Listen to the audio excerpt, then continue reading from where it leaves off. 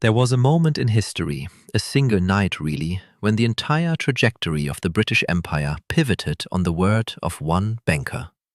Not a general, not a monarch, a banker. In November of 1875, the Prime Minister of Great Britain, Benjamin Disraeli, bypassed Parliament, bypassed the Bank of England, bypassed every constitutional safeguard his country had built over centuries, and in a matter of hours secured a loan from a private banking family to purchase roughly 44% of the most strategically important waterway on the planet, the Sueskanal. And the family that made it all possible, the family that handed over £4 million on nothing more than a handshake and a gentleman's agreement, with no collateral, no signed documentation, no parliamentary approval, was the House of Rothschild. That single transaction reshaped the map of the world. It turned Britain from a country that had spent decades opposing the canal into its most powerful guardian. It turned Egypt from a sovereign nation struggling with debt into a colony in everything but name. And it set in motion a chain of imperial consequences that would echo through both world wars, through the Cold War, through the 1956 Suez Crisis, and arguably into the geopolitical fault lines we still navigate today. One night, one loan, one canal. So let's go back. Let's go back before the deal, before the canal even existed, to understand what made the 100-mile ditch through the Egyptian desert the most valuable piece of infrastructure on Earth. And more importantly, let's understand how a private banking dynasty operated with more speed, more secrecy, and more geopolitical influence than any government on the continent. The idea of connecting the Mediterranean Sea to the Red Sea was not new. It was ancient. Pharaohs in Egypt had attempted it thousands of years before Christ, carving narrow channels through the desert to link the Nile to the Red Sea. Those early canals silted up, fell into disrepair, and were eventually abandoned. But the dream never died. When Napoleon Bonaparte invaded Egypt in 1798, he brought with him not only soldiers but also engineers and surveyors. He ordered a feasibility study for a canal that would cut across the Isthmus of Suez, connecting Europe directly to Asia without forcing ships to sail the brutal, months-long route around the southern tip of Africa. Napoleon's engineers came back with a flawed report. They miscalculated the sea levels, concluding that there was a difference of nearly 33 feet between the Mediterranean and the Red Sea, which would require a system of expensive locks. The project was shelved. Napoleon left Egypt, and the canal idea sat dormant for another half-century. But there was a man who refused to let it die. His name was Ferdinand de Lesseps, and he was a French diplomat, not an engineer, not a financier, but a man of extraordinary persistence and charm. De Lesseps had spent time in Egypt as a young consul in the 1830s, and during those years he had become fascinated with the canal concept. He'd read the old Napoleonic surveys, he'd walked the desert. He'd imagined what the world would look like if a ship could pass from the Mediterranean into the Red Sea in a matter of hours instead of weeks. And he waited. He waited for the right moment and the right ruler. That moment came in 1854, when his old friend, Say Pasha, the Viceroy of Egypt, ascended to power. Lesseps rushed to Cairo and pitched the idea directly, said Pasha, eager to modernize Egypt and raise its international prestige, granted de Lesseps a concession: the right to form a company, build the canal, and operate it under a 99-year lease from the date it opened. It was an extraordinarily generous deal. The canal company would control the land, set the tolls, and return only 15% of net profits to the Egyptian treasury. With concession in hand, Lesseps needed money. He structured the company in a way that was ambitious, even by the standards of the era. The company, Universal Denel Maritime Duez, was officially created on the 15th of December, 1858. De Lesseps put 400,000 shares on the market, priced at 500 francs each. French investors, mostly urban middle-class professionals, bought over half of them. The idea of a canal connecting two continents captured the romantic imagination of the French public, and capital flowed in from Paris, Lyon, and Marseille. But internationally, the reception was hostile. Britain, the United States, Austria, and Russia all refused to buy a single share. Britain, in particular, viewed the project with deep suspicion. At the time, Britain's route to India ran around the Cape of Good Hope, through waters the Royal Navy controlled almost entirely. A French canal through Egypt threatened to create an alternative route that Britain did not own, did not control, and could not easily defend. Lord Palmerston, the British Prime Minister in the 1850s, was openly contemptuous of the project. He called it a scheme designed to serve French imperial ambitions at Britain's expense. He lobbied the Ottoman Sultan, Egypt's nominal overlord, to block it. He pressured Say Pasha to withdraw the concession. But de Lesseps held firm, and Say Pasha, for all the pressure, did not back down. So when no foreign investors would touch the shares, Say Pasha made a fateful decision.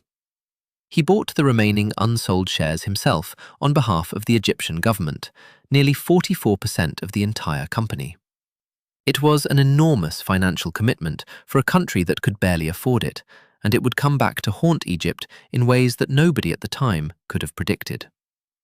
Construction began in April of 1859, near what is now Port Said on the Mediterranean coast. And the scale of what followed was staggering. The workers had to dig a trench roughly 100 meters long, 100 feet wide, and 50 feet deep through some of the most unforgiving terrain on Earth. Flat, arid desert, soft sand that collapsed as quickly as it was dug. Rocky plateaus that resisted every tool. And here is where the darker side of this grand project reveals itself. In its early years, the canal was built almost entirely by forced labor.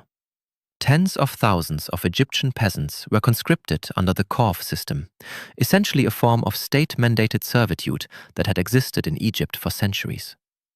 These men dug by hand, with picks and shovels and blistering heat, with barely enough food and water to survive.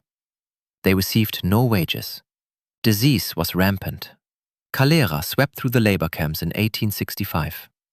Conservative estimates suggest that at least 30,000 forced laborers worked the canal at any given time. Some historical sources suggest that as many as 100,000 Egyptians died over the course of the project. When Set Pasha died in 1863, his successor, Ismail Pasha, took a very different approach. Ismail was a modernizer with grand ambitions. He wanted Cairo to be the Paris of the Nile. He built palaces, boulevards, an opera house. He expanded the railway. He invested heavily in cotton, which was booming thanks to the disruption of American supply during the Civil War. And he supported the canal. But he also bowed to British pressure and abolished the kaufte system for canal construction. The forced labor was replaced by European workers and mechanical dredgers, which sped up the work considerably, but also drove up costs. After 10 years of relentless effort, the canal was finally completed. On the 17th of November, 1869, the Sueskanal was inaugurated with one of the most extravagant ceremonies the world had ever seen. Ismail Pasha invited royalty and dignitaries from across Europe. The French Emperor Sugenet sailed through on the imperial yacht. There were fireworks, banquets, and celebrations that lasted for days. The city of Ismailia, built along the canal and named after the Khedive himself, gleamed with new construction. De Lesseps was treated as a hero. And in that moment of triumph, the world suddenly realized what had been created. A ship that once took months to reach India from London, sailing all the way around the coast of Africa, could now make the journey in a fraction of the time. The canal shaved roughly 5,000 meters off the route. It was not just a convenience, it was a revolution in global logistics, and no country stood to benefit more than Britain. Within a year of the canal's opening, 3/4 of all the shipping passing through it was British. The irony was staggering. Britain had fought the canal's construction at every turn, and now it was the canal's single largest user. But while the canal was a triumph for global commerce, it was a disaster for Egypt's finances. Ismail Pasha had spent with abandon. The modernization of Cairo, the expansion of the railway network, the abolition of forced labor, the lavish inauguration ceremonies, all of it had been funded by borrowing. Between 1862 and 1875, Egypt's external debt exploded from roughly £3 million to well over £100 million. The interest rates on many of these loans were ruinous, sometimes reaching 14% or higher. European bankers, many of them based in London and Paris, had been only too happy to extend credit to the Khedive, knowing that Egypt's strategic position gave them leverage if he ever defaulted. And then the bottom fell out. The end of the American Civil War in 1865 crashed Egyptian cotton prices. The expected profits from the Sueskanal itself were slow to materialize. In 1873, the Ottoman government partially defaulted on its own debts, sending shockwaves through the financial markets of Europe and the Middle East. Egypt's creditors began circling. The Khedive was spending roughly 80% of his national revenue just to service the interest on his debt. There was almost nothing left to run the country. By the autumn of 1875, Ismail Pasha was desperate. He had already pledged the revenues from his railways, his tax receipts, his royal lands. He had one asset left, the 176,602 shares in the Sueskanal Company that Pasha had purchased 17 years earlier. Those shares represented nearly 44% of the company's total capital, and Ismail needed to sell them fast to meet massive debt repayments falling due in December of 1875 and January of 1876. Here is where the story accelerates into something that feels more like a thriller than a chapter in a history textbook. The Khedive's financial distress was not exactly a secret. Rumors had been circulating in European capitals for months. French bankers were the first to be approached. After all, French investors already held the majority of Sueskanal shares, and France had always considered the canal a jewel of its own imperial prestige. A consortium of French banks led by the Crédit Fournier and the Anglo-Egyptian Bank negotiations. But the talks dragged. The French National Assembly was cautious. The amounts involved were enormous, and the political will simply was not there. While the French hesitated, someone in London caught wind of the opportunity. The precise sequence of events has been debated by historians for over a century, but the most widely accepted version goes something like this. An English journalist, possibly Frederick Greenwood, the editor of the Pall Gazette, learned that the Khedive's shares were on the market and that French financiers were in negotiations. He relayed this intelligence to the British Foreign Office. The Foreign Office initially recommended against the purchase, but the information also reached someone else, Lionel de Rothschild. Now, Lionel de Rothschild was not just any banker. He was the head of the London branch of the most powerful financial dynasty in the world. His father, Nathan Mayer Rothschild, had famously financed Wellington's campaign against Napoleon and had made a legendary fortune trading British bonds during the Napoleonic Wars. By 1875, the Rothschild family operated banking houses in London, Paris, Vienna, Naples, and Frankfurt. They had lent money to virtually every major government in Europe. They had financed railroads, mines, and entire national budgets. They operated a private intelligence network of couriers and agents that was in many cases faster and more reliable than the diplomatic channels of the governments they served. Lionel de Rothschild and Benjamin Disraeli were close personal friends. It was a relationship that went back decades. Both men were of Jewish heritage. Both had navigated the anti-Semitic currents of Victorian society, and both understood that power, real power, often moved through channels that were invisible to the public. When Lionel alerted Disraeli to the opportunity, Disraeli grasped its significance instantly. The Suez Canal was the lifeline of the British Empire. It was the fastest route to India, to the Far East, to the jewels of British colonial commerce. If those shares fell into French hands, or worse, into the hands of a hostile power, Britain's strategic position would be severely compromised. And if Britain could acquire them, it would gain a controlling interest in the most important waterway on Earth for practical purposes, if not in strict numerical terms. But there was a problem. Parliament was not in session. Under normal constitutional procedure, any expenditure of this magnitude required parliamentary approval. The Bank of England could not authorize a loan of this size on its own authority. And the French negotiations with the Khedive were reportedly still alive, which meant every hour of delay increased the risk that the shares would be sold to someone else. Israeli needed £4 million, and he needed it immediately. So he sent his private secretary, Monteague Corrie, to New Court, the Rothschild family's headquarters in the city of London. The meeting that followed has become the stuff of legend. Corrie explained the situation to Lionel de Rothschild, telling him that the Prime Minister needed £4 million to buy the Khedive's shares in the Sueskanal. According to the most famous version of the story, Rothschild paused, took a grape from a bunch on his desk, ate it, and asked a single question. "What is your security?" Corrie replied, "The British government." Rothschild nodded and said, "You shall have it." There was no contract, no written agreement, no collateral pledged. £4 million, a sum worth several billion in today's money, was committed on the basis of a verbal promise between a banker and the Prime Minister's messenger. It was by any measure one of the most extraordinary financial transactions in history. A technically unsecured loan for a sum that could have bankrupted many nations agreed on a gentleman's handshake in a private office. The money moved fast. On the 25th of November 1875, Major General Edward Stanton, Britain's agent and consul general in Egypt, signed the purchase agreement with Ismail Sadak Pasha, Egypt's finance minister. The terms were simple.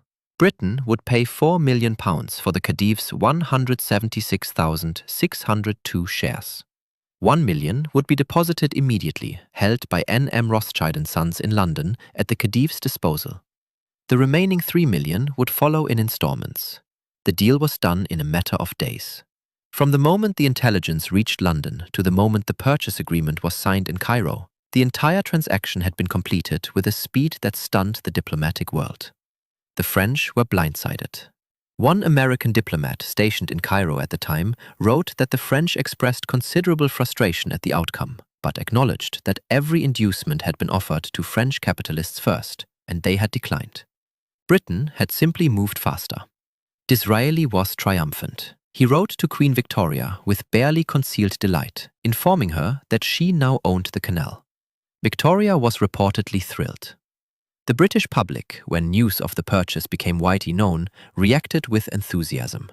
It was seen as a masterstroke of imperial statecraft, a bold move that secured Britain's passage to the east without firing a single shot. But not everyone was pleased. When Parliament reconvened in February of 1876, Israeli political opponents descended on him with fury. William Gladstone, the leader of the Liberal opposition and DIL's great rival, accused the Prime Minister of undermining Britain's constitutional system. The purchase had been made without parliamentary consent, using funds borrowed from a private bank at terms that Gladstone considered outrageous.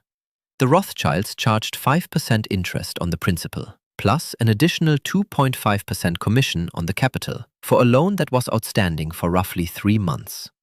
This amounted to an effective annualized rate of roughly 15%.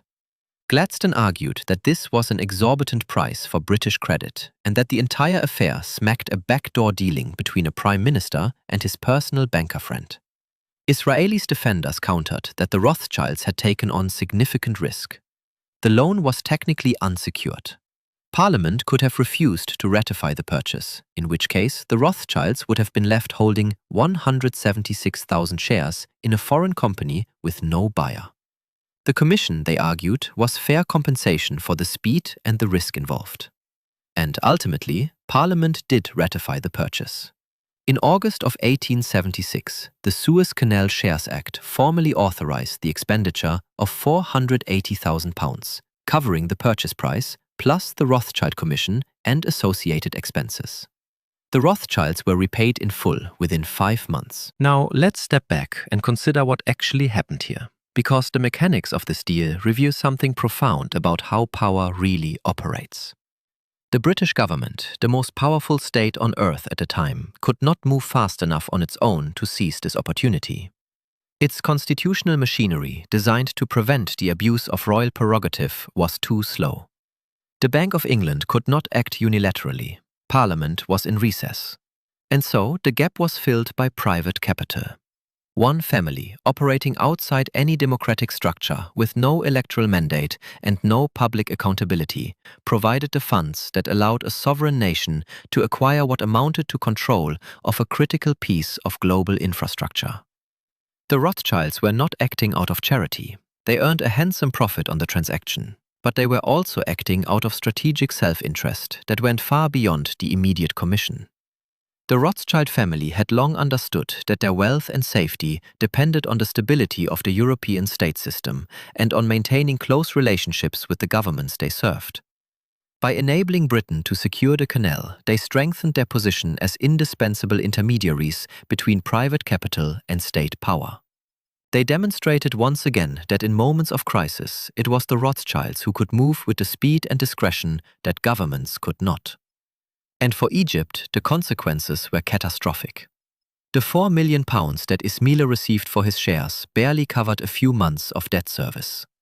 By April of 1876, just 5 months after the sale, the Khedive was forced to suspend payment on his treasury bills entirely. The sale of the canal shares had not saved Egypt from financial ruin. It had merely delayed it. And in doing so, it had handed Britain a direct financial interest in Egypt's affairs that would soon become a political and military one. In 1876, Britain and France imposed joint financial supervision over Egypt through what was known as the dual control. European commissioners now oversaw Egypt's revenue and expenditure. Egyptian taxpayers saw their land tax quadruple from 40 to 160 pestas per fiden as the government scrambled to service its debts to foreign bondholders. The humiliation of foreign financial control, combined with resentment toward the Khedive's extravagance, fueled a growing nationalist movement. By 1879, the situation had become so unstable that Britain and France pressured the Ottoman Sultan to depose Ismail entirely. He was replaced by his more pliable son, Tawfiq Pasha. But the nationalists did not disappear. In 1881, Colonel Ahmadabi led a military revolt against Tawfiq and the foreign powers behind him. Orabi demanded a new constitution, a representative government, and an end to European financial control. Britain's response was swift and decisive. Fearing that the revolt could disrupt traffic through the Sueskanal, that it could threaten British investments in Egypt, and that it could inspire similar uprisings elsewhere in the empire, Britain invaded in 1882. An Anglo-Indian expeditionary force landed at both ends of the canal. In September, General Wolseley crushed Jabi's forces at the Battle of Tel el-Kabir. Cairo fell, and Britain established military control over Egypt that would last in various forms for the next 74 years. It is worth pausing here to trace the chain of causation. Ismail Pasha borrowed recklessly to fund modernization. European bankers lent him money at predatory rates. When he could no longer pay, he sold his canal shares. Britain bought them with Rothschild money. The purchase gave Britain a direct financial stake in Egypt. Financial control led to political control. Political control led to military occupation. And the whole sequence from debt to dispossession to colonialism began with a single transaction in a banker's office in November of 1875. This pattern, debt as a tool of imperial expansion, is not unique to Egypt. It played out across Africa, Asia, and Latin America throughout the 19th and 20th centuries. But the Egyptian case is perhaps the most vivid example because the stakes were so visible and the speed of the transition so dramatic. In less than a decade, Egypt went from a country with ambitions to rival European capitals to a country under foreign military occupation. Its finances controlled by foreign commissioners, its canal operated by a French company but guarded by British guns. And what of the canal itself? Britain's purchase of the shares did not give it a majority stake. France still held more. But for practical purposes, the 44% block gave Britain a controlling interest because French ownership was dispersed among thousands of small investors. While Britain's shares were held by a single entity, the Crown, combined with Britain's overwhelming dominance of the canal's shipping traffic, and eventually its military occupation of the surrounding territory, British control over the Suez Canal became effectively absolute by the 1880s. The Convention of Constantinople, signed in 1888, declared the canal a neutral zone, open to ships of all nations in times of peace and war. In theory, this internationalized the waterway.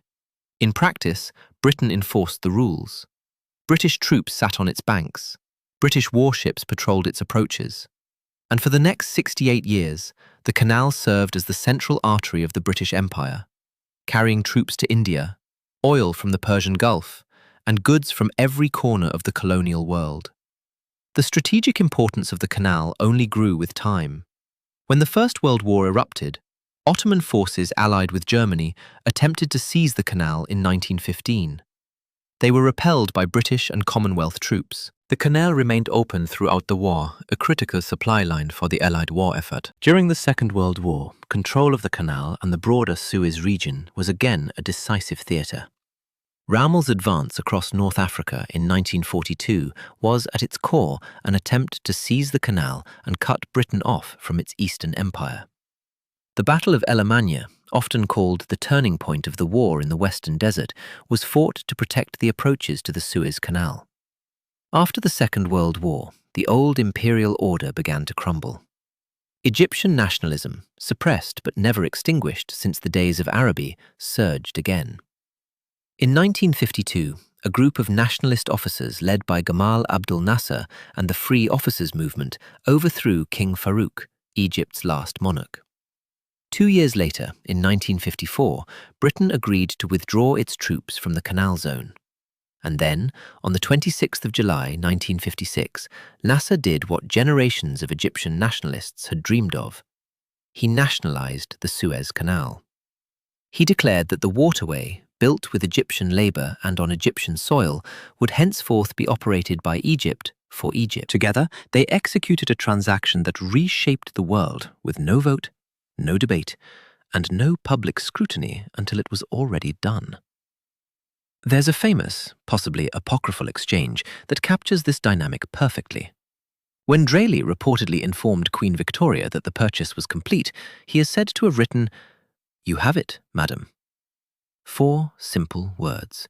But behind those words lay months of intelligence gathering, days of frantic negotiation, and a financial commitment that no elected body had authorized. The canal was Britain's, and the bill would be sent to Parliament later. The Rothschild loan for the Suez Canal is sometimes treated as a charming anecdote, a footnote in the grander narrative of Victorian imperialism. A story about a clever prime minister and a generous banker. But it is far more than that. It is a case study in how empires are actually built, not just with armies and navies, but with credit lines and interest rates. Not just with flags planted on foreign soil, but with shares purchased on foreign stock exchanges. The weapons of empire were not only cannons, they were bonds, loans, and the ability to move faster than your rivals when opportunity knocked. And the canal itself, that narrow ribbon of water cut through the Egyptian desert by the hands of conscripted laborers, remains to this day one of the most important choke points in global trade. Roughly 12% of all world trade passes through it. When the container ship Ever Given ran aground in the canal in 2021, blocking traffic for 6 days, the disruption was felt in supply chains around the planet. The canal that Ferdinand Diepepes dreamed of, that Egyptian workers died building, that Rothschild money helped Britain seize, that Nasser reclaimed for his nation, still shapes the flow of goods and the balance of power a century and a half later. So, the next time someone tells you that the world is shaped by great leaders, by presidents and prime ministers and generals, remember this story. Remember that on a November evening in 1875, the course of empires was decided not in a parliament or on a battlefield, but in a quiet office in the City of London over a bunch of grapes and a handshake. And remember that the man who made it possible was not a head of state, he was a banker, and his family's fingerprints are still on the architecture of the modern world. If you found this story as fascinating as I did, go ahead and hit that subscribe button. We go deep into these hidden histories every week, the kind of stories that the textbooks skim over, but that actually explain how money, power, and politics really work. Drop a comment and let me know what other moments in history do you think were really decided behind closed doors.